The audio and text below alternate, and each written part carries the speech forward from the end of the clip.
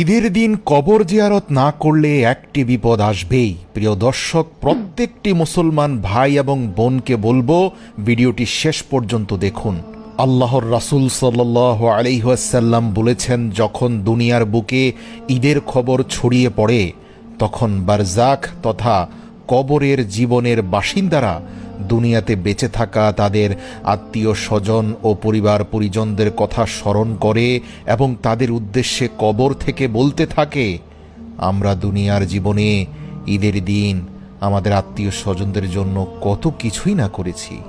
আমাদের রেখে যাওয়া সম্পদ ভোগ করে আমাদের বংশধররা কত আরাম আয়েশে আছে, কত কষ্ট করে হালাল হারাম না বিচার করে তাদের জন্য এত কিছু জুড়িয়ে কবরে এসে শুয়েছি।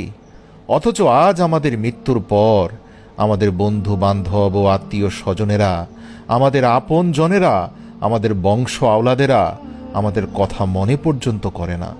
একটি ছোটখাটো নেক আমল করেও তার হাদিয়া আমাদের জন্য পাঠায় না। হযরত আলী রাদিয়াল্লাহু তাআলা আনহু বলেন, হে আগন্তুক, ওয়াদা করো যখনই ঈদের দিন আসবে তুমি অবশ্যই তোমার আত্মীয় স্বজন এবং বন্ধু বান্ধবদের কবর জিয়ারত করে তাদের জন্য দোয়া করবে।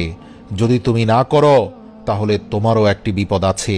হযরত আলী বলেন, কবর জিয়ারতের সুন্নত পদ্ধতি হচ্ছে কবরকে সামনে রেখে তাদের জন্য আল্লাহ পাকের দরবারে মোনাজাত করে দোয়া করবে।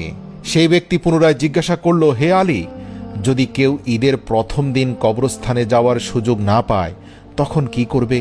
হযরত আলী রাদিয়াল্লাহু তাআলা আনহু উত্তর দিলেন, তাহলে সে ঈদের পরের দিন যাবে। যদি দ্বিতীয় দিন যেতে না পারে তাহলে অন্তত শেষ তৃতীয় দিন হলেও যাবে। সেই ব্যক্তি পুনরায় জিজ্ঞাসা করল, হে আলী, আমার পিতামাতার কবর অনেক দূরে, আমি যতই চেষ্টা করি না কেন আমি সেখানে 2, 3 এমনকি 4 দিনের মধ্যেও পৌঁছাতে পারবো না। হযরত আলী রাদিয়াল্লাহু তাআলা আনহু তাকে বলেন, হে আগন্তুক, যদি কোনো ব্যক্তি ঈদের দিন তার পিতামাতার কবরের জিয়ারত করতে না পারে, সঠিক সময়ে এসে সে কবরের পাশে দাঁড়াতে না পারে, তাহলে তার জন্য পদ্ধতি হচ্ছে সে যেন ঈদের দিন প্রথম যে খাবার খাবে সেই সময় একবার সূরা ফাতিহা এবং 3 বার সূরা ইখলাস পাঠ করে নিজ নিজ মৃত আত্মীয় স্বজনদের জন্য, দাদা দাদি নানা নানি নিকট আত্মীয়দের মাগফিরাতের জন্য দোয়া করে।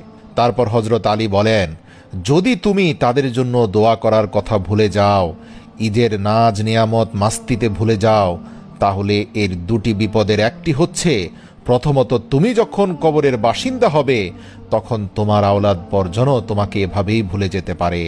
এছাড়াও তুমি ঈদের মতো খুশির দিনেও নিজের মৃত আত্মীয় স্বজনদের স্মরণ এবং খেয়াল যদি ভুলে যাও, তাদের জন্য অন্তত একটি বারের জন্য দোয়া করা, কবর জিয়ারত করার কথা ভুলে যাও, তাহলে তোমার দোয়াও আল্লাহ কবুল করবেন না।